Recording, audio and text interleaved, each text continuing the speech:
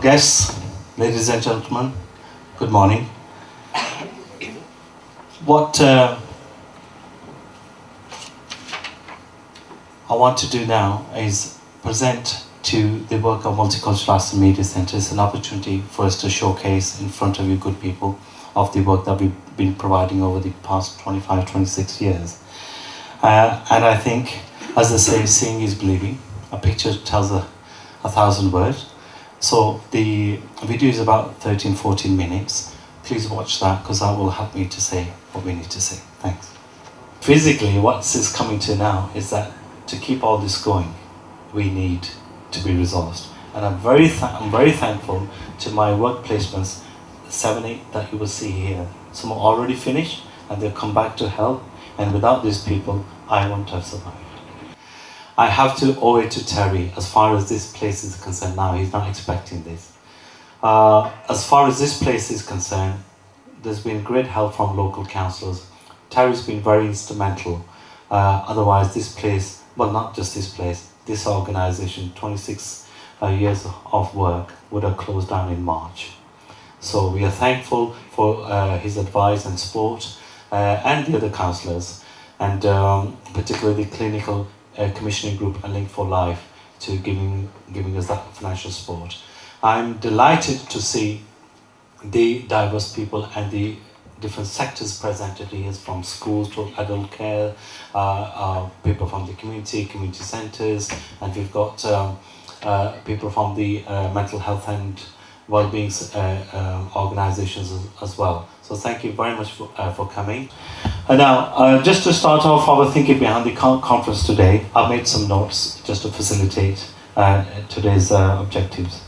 The purpose of the conference is to look at collective approach of asking questions, listen to diverse views, compare answers, and make informal decisions about what to do next to improve quality of life and well-being, understand and promote our cultural wealth. We need to understand more and be aware of social indicators such as education in schools, cultural and faith organisations, teachings, safeguarding children and adults, crime rate, issues for older and people with disability, etc. What about being aware of achievements of people's or council's work across the borough? What can we do more to help older people and people with disability? What do we know about joint strategic assessment needs and how it's going to affect the population in terms of future plans and well-being needs? Is the communication and information made simple? We know there's a lot of work being done to overcome barriers such as isolated groups, support for vulnerable, BME community, etc. How can we further improve communication to reach out and engage our communities? Do we really understand the social and economic aspect of providing cultural training, engagement through faith events and cultural events? What impact of community cohesion and equality policy has already had? How are we measuring this and how can we improve it? Are there mechanisms in place to support the providers or the trainers? Educating people on cultural education and citizenship through regular programs is so important. Do we know anything about the skill force who is delivering this kind of work? Do we need to develop more people in this area? We need to identify gaps between level of services, information or opportunities existing in one community and those existing in similar communities or geographic areas. Overall, the question is, how can we work together without feeling isolated or marginalized? All of us must be positive, open-minded, and enjoy making that difference with everyone to lead a good life. Today is the start of many engagement opportunities to come. We would like to provide each other the opportunity to relax and feel welcome, to express your views so that needs can be translated into measurable outcomes, objectives, resources, and criteria for program planning and evaluation. I would like to invite our first honourable speaker, Mr. Irfan Chishti, MBE. To justify one's credentials, could I ask each speaker to please highlight your experiences in your field. Round of applause for Bill Francis. So I'd like you to just have a couple of minutes on your tables. If you've got any paper, just maybe make some notes. I will be asking for feedback. The question is, what do you think multiculturalism has done for Britain? What has this diverse communities that we live in, what has that done for us? How has it enhanced us? The title on the published kind of programme is the benefits, but I thought if you don't look at the challenges, then it's a little bit perhaps one-sided. So just take a few moments in your tables. What do you think multiculturalism has done for Britain? 3 minutes, no more, no less.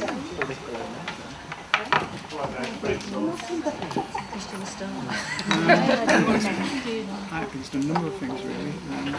Economically, I think if you look at Prime Minister on again last week, so that's about Oxford and so forth. The students in Oxford, without them, Oxford University would not be Oxford University.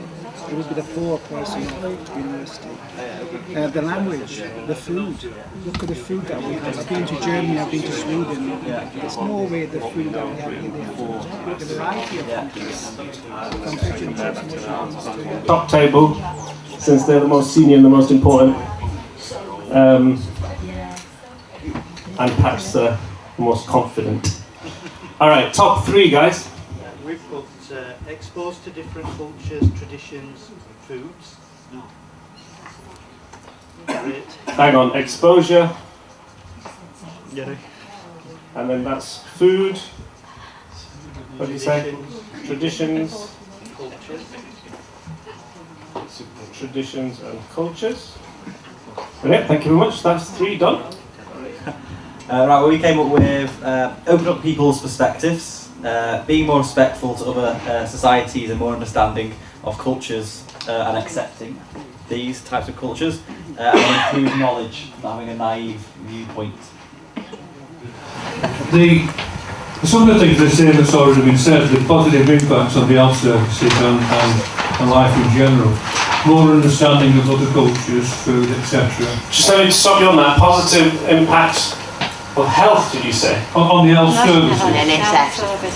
Explain that a bit. Can you expand on that? Well, one can see quite readily if one attends any hospitals or any places like that, the numbers of different ethnic groups, or from the continent of Europe or Asia or the African countries.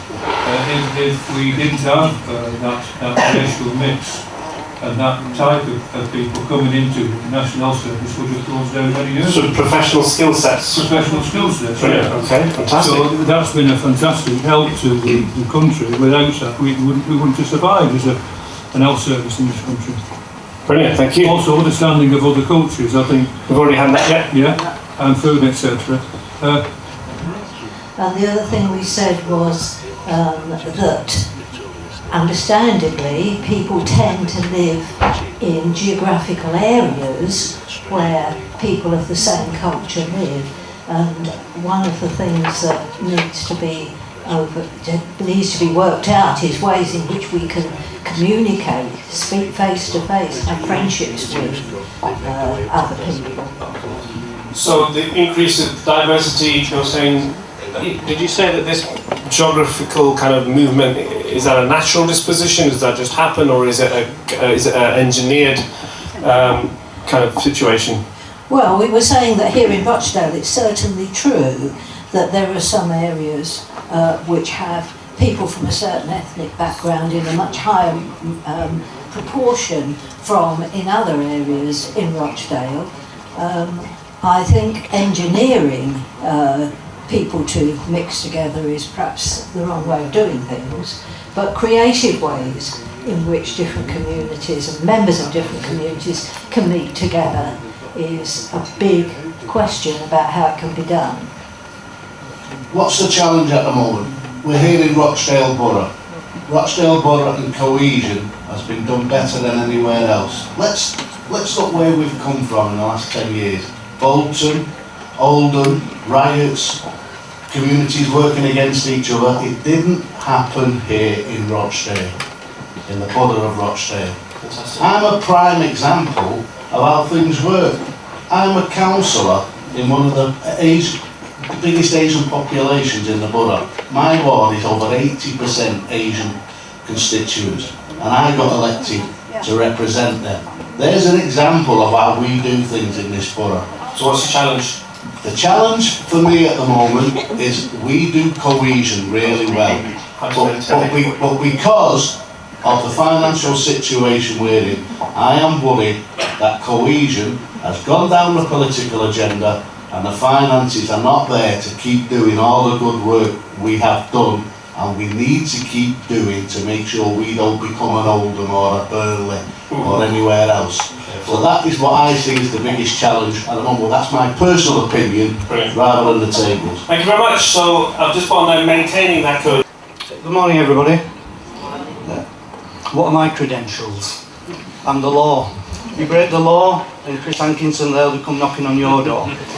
But no, realistically, I think there's a number of people here that will vouch for what some of my credentials are. I think between me and Chris, we bring nearly 50 years of policing experience to Rochdale.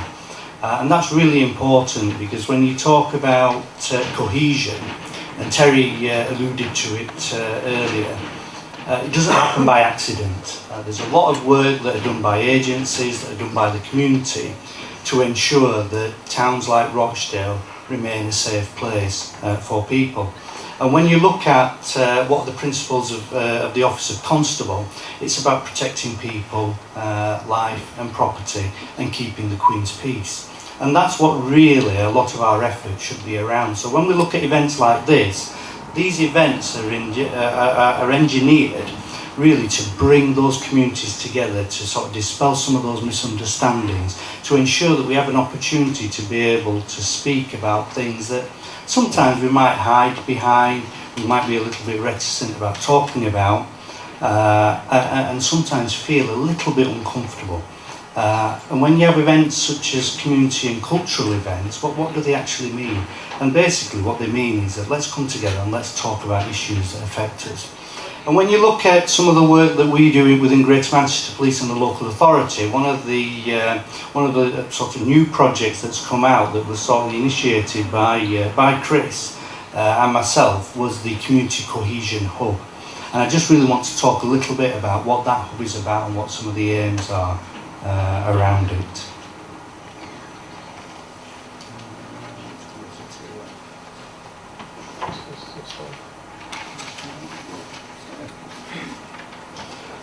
So what is the Community Cohesion Hub? The Hub was really set about as a 2-year project headed by myself and Chris, the local authority in terms of a Principal Cohesion Officer, Steph Kendrick-Jones, and Emma, who sat on one of the tables here at the back. But in addition to that, we've got Sajad Mir from Education, we've got Senior Youth Worker, and we've got Housing, we've got Policy, and we've got Media. And those are sort of key players that we bring together to start looking at addressing some of the issues within our borough. It really started off with when we had the EDL coming down to the borough, and a lot of you will have seen some of the sort of disruption that caused to a number of our communities. And there were 2 ways of policing that. Either we could have policed it as a public order situation, or we engaged with the community in terms of actually collectively how we're going to address one of the concerns and one of the issues that was on the minds of a lot of individuals. And I think the aims in itself are summed up with what's... sorry, I'm going to turn the wrong way here. Are summed up with what's on the screen in terms of engagement with communities to build and strengthen the resilience that we have as individuals. It's about having that dialogue which encourages less fixed interpretations of cultures, opening our minds, identifying communities and celebrating the difference, and really being open with ourselves. And I think if we base our sort of ethos around what that community hub is, we start looking at some of the issues around what need to be tackled and what need to be addressed. So what is our activity as part of that hub, as part of that partnership? It is really around, we've got there right at the very top, CMG. CMG is a consequence management group. And the consequence management group is based around public and the partners working together to address some of those issues. So for example, when we had the issue of the EDL attending at Rochdale, it was not the police just going out and dictating to communities about how we were going to police and how we were going to manage them coming into the town. It was about bringing the communities together to say collectively, what is it we want to achieve? And ultimately that was around harmony, it was around ensuring that any myths or misunderstandings were quickly dispelled. It was about getting credible communications out within that community. World Cafe, and you'll see some examples on the next slide, around how do we engage with communities?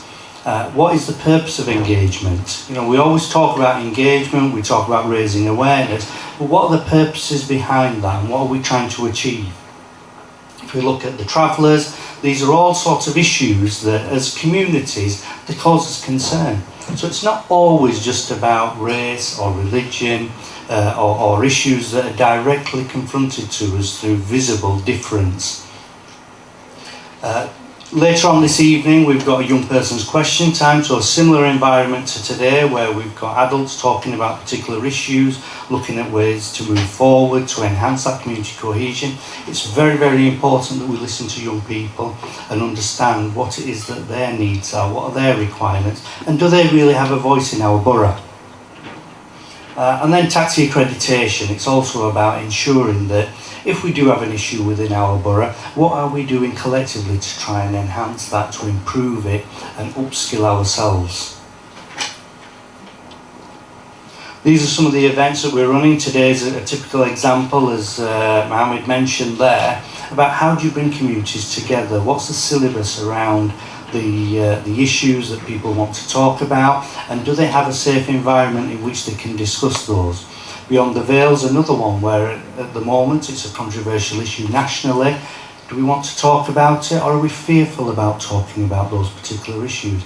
But again, it's not about me dictating what those issues should be. As a community, we should be able to talk about them, debate them, discuss them, and see what our responsibilities as a community are in society. And as I mentioned there, the young persons.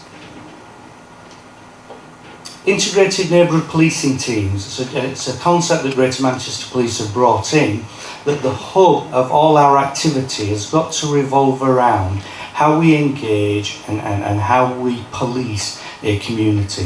If you look at the Peelian concept around the police are the community are the police, what does that actually mean? Because certainly the British Police Service is about policing with consent. When we look at the teams that we've now developed here at Rochdale, you have a neighbourhood inspector, you have a detective inspector, and then you have a whole team of officers, including your PCSOs, the special constabulary, volunteers, who are all there designed to look at problems holistically. So rather than dealing with them in isolation, what we want to try and do is look at all the issues around how we need to police Rochdale. Engagement. I talked about engagement. Why is that really important? If I want to deal with a particular problem or a particular issue, I may have a way of dealing with that. It's really important that we understand actually as a community you also have a part to play in that, whether that's through crime prevention, whether that's through home watch schemes, whether it's through attending your forums. You have a voice, you have a say. As I said earlier, it's about policing with consent. We need to understand what is it as a society, as a community we want, or what you want from your police service. Know your community. A lot of effort and a lot of training is now delivered to our officers to understand what is the makeup of your community. Do you understand the different needs within that community and the different requirements that we as a service need to be able to provide? Vulnerability is a real big issue at the moment, whether it's the elderly, whether it's young people. We've had a lot of bad press recently around child sexual exploitation. It's not always about enforcement, sometimes it's about prevention. But how do we prevent things and how do we address those? And that brings you on to problem solving. In terms of, to solve that problem, you need to have all the information before you. So a lot of our officers now are developing their skills in terms of to avoid further reoccurrences, to reduce the demand on services. Certainly with the austere measures that we have at the moment, we've got to be smarter in terms of how we use the services that are available to us. So problem solving, again, our staff should be out there talking to your communities, engaging you in those problems, and you having a larger part to play in that. And then finally on recruitment, if we want to be successful as a police service, then we need to represent the communities that we serve. Greater Manchester Police now at the moment have got a real recruitment drive to try and ensure that, because if you look over the last 20-30 years, communities have changed dramatically. We've got a massive influx from Europe, from the Eastern European continent. So again, we need to understand how those communities' needs are met, and much better way of meeting it is through having people from that community joining us, whether it's as a police officer, as a community support officer, or back office support. So really important through events like this that we're always talking about recruitment. And finally, I just wanted to say that when you actually look at sort of community cohesion, and the word was mentioned about tolerance and intolerance, really it's about doing the right thing. It's about understanding what those needs are in your communities. Do we really understand them, and the services that we put or the policies we make, do we understand the effect that that has on us? Thank you very much. And to facilitate the presentation of the certificates, I would like to invite Councillor Farooq Ahmed, who is the Finance Officer, to come on the stage and do us the honour of presenting. Yeah. This course was facilitated by Rochdale Hopwood College through the ESF funding, bit from Link for Life and Clinical Commissioning Group. And before we actually present this, let me show you the piece of work. Can I, Mr. Farooq, could I have you over here? Yeah. That is a lot of work, isn't it? A lot of patience, yeah? You're a role model. Now, these are not in-house certificates. They're proper certificates, and I hope that very soon you're going to get some employment. Start. Linda Brennan. Yeah, well done. Maxine Brennan. But I'd like to say, with Sawa, it's been a very good. We have a very good relationship where we work together. The involvement is always constantly emailing, letting me know what events are going on and what sort of it keeps me informed. But unfortunately, I can't attend all the events. It's very difficult sometimes, but it's good to know there's activities going on, and it's all about getting people together, different organisations together. And I think we're in difficult times where fundings have been cut, and we're feeling the pinch at the moment. And I was speaking to my good friend Sheila over there about community centres and how we need to be working more closely with each other. And this is a great way to promote, collaboration work. And we want to see more of this and see more things progressing on. And I think integration is very important. And in today's society, we talk about BME and and we don't want to talk about BME. We want to talk about one. We're all in it together. We want to be working together, and we're no different from each other. We breathe the same air. When we cut ourselves, we bleed the same colour of blood, and we're all one. Yeah. So we want to see more of that, and in the council we are seeing that, and hopefully in the future we'll see more of these events going on, and keep me posted like you usually do anyway. But thank you very much, everyone.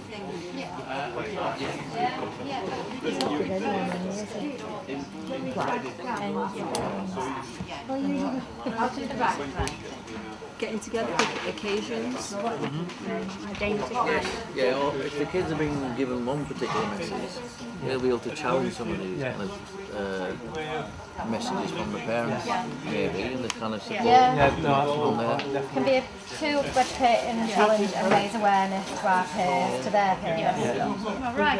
And you're reducing the ultimate aim really is reducing. It's a way of living and behaving. Yeah. Pause. Reducing waste hopefully by correct facts, I think it is, as opposed to the right being given. Well, this is what we call a wellbeing group, you know, we don't all very well at the moment, but we're on for it. We're like a lot of academics at the moment. Yeah. But we do, we go on walks sometimes, we're going out and things. Just different people with different views in life and diversity. We come across in a multiracial society, we see people from different backgrounds and we meet them all day usually. And the plan, the action plan, we got a bit sidetracked on some of the discussions at our table, but I think what we say was we target the different communities that we think aren't engaging, so actively seek those people who aren't engaging and go out and try and make friendships with people. Like we do on a normal basis. You walk into this room today, I'm sure lots of people sat here talking to each other who didn't know each other when they walked in. And so it's only the same thing, but on a bigger scale. So we go out on the streets, we all see people, we make things accessible, so when people come in they feel welcome. So it's not like, who are you and what do you want? It's like, come inside, nice to meet you. Hello everyone, I'm Andy, and we discussed understanding your community. So what we did, we just kind of did a brainstorm of what we thought was important of forming a strong community. So the biggest one we had was respect, that was in capitals. Then confidence to join in, make up of your neighbours and community, so kind of what kind of is the fundamentals and the background of your neighbourhood and how it's kind of built over time. Community newsletter, how to engage effectively with communities. We mentioned kind of using social media as well as newsletters, whatever kind of form is best, such as kind of younger people staying inside their homes and communicating and not going out on the street and socialising that way. Core community group leads and organisations, so different kind of faith groups coming together to plan community events. Getting together at events, then we also put down regular events, lead communities led, so instead of having one event a year, having regular events so people start to engage more often. Celebrating together, having a community hub or a central point for people to come to. Then we also have incentives to join in, history of the community, and respecting that history. Joint working and partnerships with different agencies, having knowledge and sharing with each other, and what's available locally. So it's kind of a signposted mechanism, so people are pushed into the right services that they need. And then being informed as well, so there's a part to play by different agencies to inform communities of how you can link in together, and also making it of interest to people. So it's no point in trying to promote something that no one's interested in, so you have to buy into before you can actually get people to engage. So that was essentially it, really. Thank you very much, you make it so simple. Okay. Can we have the next table, please? And guess what we discovered today? It's a small world. When I mentioned Dutch Arts, here's a gentleman who actually attended Exeter, so he knows of Dartford. So that's a great link.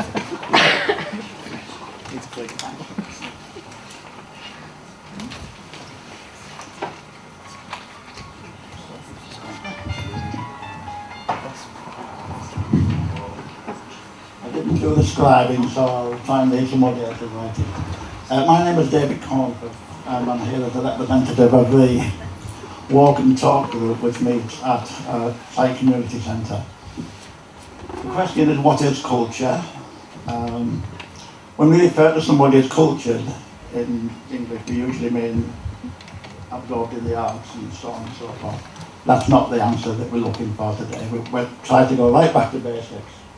So we said, culture is a way of living and behaving which has evolved over centuries and is influenced by personal and collective experiences. And we've highlighted 4 examples.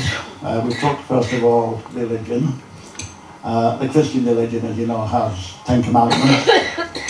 Doesn't matter whether you're a Christian or a non-Christian English guy. culture is living according to those commandments, whether you're actually a churchgoer or not. The law, we believe, we can also relate back to religion. Those same commandments are reflected in law. We believe that social pressures are part of the culture, and we believe that education and the arts also influences your culture. We then tried to ask the question, what problems arise from the difference between local culture and incoming culture, and the extent to which, the extent, if any, to which certain elements of incoming culture are not compatible with English life. Where do you draw the line? Everybody may draw the line in a different way. And finally, we talked about the question of how Barry mentioned earlier on that we've had a very small number of Asian members of the working group. We've got the usual jargon in our constitution. There is no bar to race, ethnic origin, sexual orientation, and so on and so forth. That doesn't drag them in. It's a question of how we go about persuading people to join us. Thank you. Thank you very much for your contribution, and we have last but not the least, representative of the final table. Hi everyone, I'm Melanie and I'm from Greater Manchester Fire and Rescue Service, based here at Rochdale. And ours was today, how can arts and media help wellbeing? So first of all, we said it can help release creative energy, it's good for the mind, mental well-being. Flexible hours to work within, as opposed to just 9 to 5, we can do weekend work and evening work. Socialising, good to meet new people. Makes learning more fun. Art can help you express yourself in who you want to be. Can help reduce depression. It's good to learn new skills, improve self-esteem and confidence. Offering a voice to unrepresented groups. Informing, educating and entertaining. We'll do all 3 of them in one hit. Promotion of image, identify, hence teaching it's fine and okay to be different, to express yourself within art. And it can offer an alternative working model. For example, there was a lady who was with us earlier on, as opposed to, we ask all our children these days what you want to be, say, a policeman, a nurse, a hairdresser, but you can offer alternatives by means of filming and going into different ways of teaching, like what the BBC do, and that's a good way to assist with that.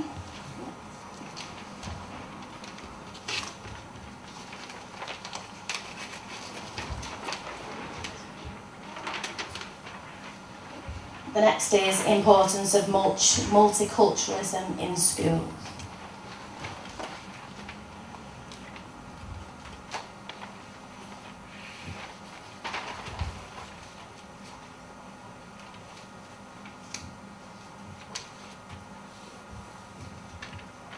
If we teach multiculturalism in schools from an early age, it can promote respect, hence raising awareness on different cultures and behaviours.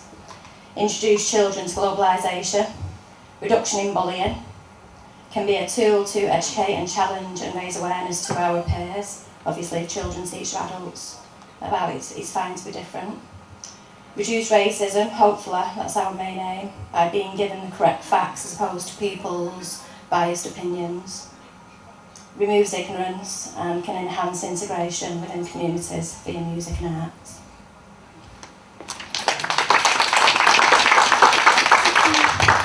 Thank you very much indeed. Has anybody else got any other views or opinions they want to express? How do you feel about the event today? Can we hear it? Put your hand up. Anybody who wants to say anything about the event today? It's been very interesting. On the mic, please. We want to record. He's not going to let you off. Can you keep the mic closer to your mouth, please? I just think it's been very interesting to find out about different, everybody's different opinions and how many different groups are here today. It's interesting, and it's nice. I've worked in Rochdale for 13 years and I've never been to this building before, So it's nice to be able to see what's available and what things are happening within the communities.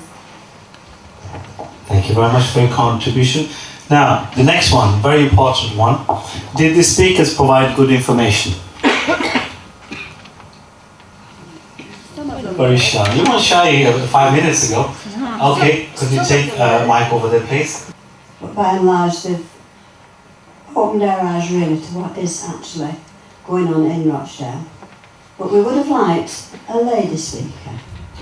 Yes, excellent. If they come on time, yes, fine. Take exception to that. I'm not pointing at anybody. Could you please welcome Ravina Yasmin? She's from the oh, I changed again. Sorry, Yasmin Bukhari. Yeah. She's from the head department of the fire service. Yes. Yeah. Thank you very much for coming. So Bob wants to say something. Please do. We were talking about today's events. My observation, not critical or controversial, just observation. What I found, most of the suggestions were based on religion. It's a multicultural meeting, so it should have based on whether the children have to learn about history, arts and culture, one God, and all that. I hope everybody can understand my Rochdale accent. Yeah. So that way I thought, being multicultural, you got to talk about all the different cultures, not just religion. Today I noticed most of it was religion. But I find, from personal experience, religion is the main cause of all the problems in the world from history. I do believe in God, but I'm South Indian, born as a Hindu. But after coming to this country about 45 years ago to do engineering, I learned quite a lot. I joined the Methodist Youth Club just to meet people and all that, and got to know quite a lot. And I noticed it's like football. I like football, but I don't have to support Manchester United or Liverpool and start fighting each other on that excuse. That way, religion, I do believe in religion, God, and do good things in life, but don't have to belong to one religion to do good things. That I wasn't aware of tonight's meeting, but mostly based on religion. That's all it's called. Thank you very much. Because, as you notice from the topics that we deliver today, it doesn't categorize any particular religion. But if people feel they want to express something about it, like you've done, some are personal opinions, some are experiences, you listen to people and then you try to, make those improvements. Vicky, thank you very much for coming. You said you'll come. Thank you very much for that. Now, some of these answers perhaps will overlap. Would you promote today's topics in your local area? Say if we want to do a similar event in your area. Would you do that? Put your hand up, please. John? Thank you. Could you please speak on that? You're very shy. Okay. Would you promote in your event? John is from Langley area, so that's great. Okay. He's taking the message across, isn't it? What do you think of this place?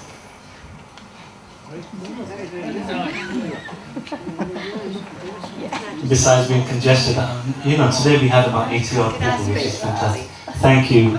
I'd just like to say that I've worked with Mort for more years than I care to remember, and through many, many different areas where he's worked, where he's tried to promote this organisation. And I feel today we need to congratulate him on what this organisation has achieved. They have had cuts to their funding over the many years, and they have looked to people for support. They have obviously got that support to have what you've got today. And can I congratulate you on the way in which you've organised it. Thank you very much. Thank you very much indeed. Thank you. Well, I just want to personally thank you all for coming and again supporting the cause, and that's important. We need to continue, not have a yearly conference, because you lose very important time. We need to work with young people. Now, I particularly found, I don't know what is happening, that the young kids nowadays and the parents, there seems to be a more gap growing in there.